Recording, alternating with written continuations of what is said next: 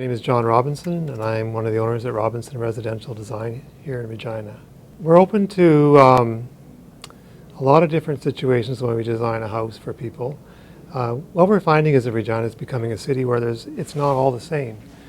Like 20 years ago, every house had to have 3 bedrooms and 1.5 bathrooms, where now we're taking into account cultural changes in family dynamics, family sizes, intergenerational living.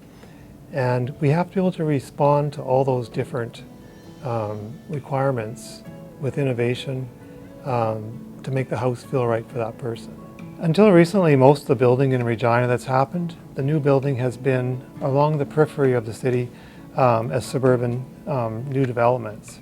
But now the city are working hard to get inner city rejuvenation, and they're trying to get 30% of their housing starts in the inner city. So we've had the opportunity to look at infill housing in the form of laneway homes with a pilot project, secondary suites, and also just densifying what we're getting on the lots to get more people living downtown. I think Regina's growth is going to happen in a combination of many different ways that we've talked about. I think it's going to grow in ways of single family will always be a strong component.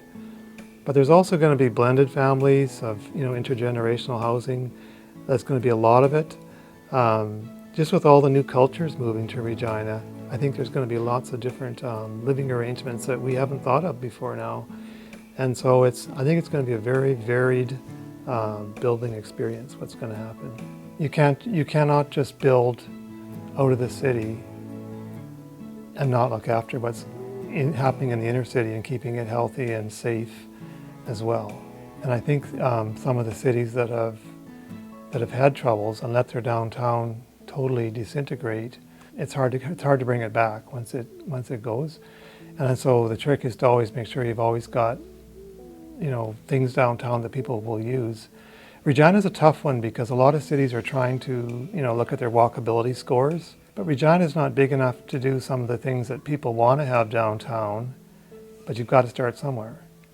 Regina is still very much an automobile community just because it's so spread out. But I think it's the more people we get living downtown, the more infill we get happening in the surrounding areas in downtown, the more walkable it can be.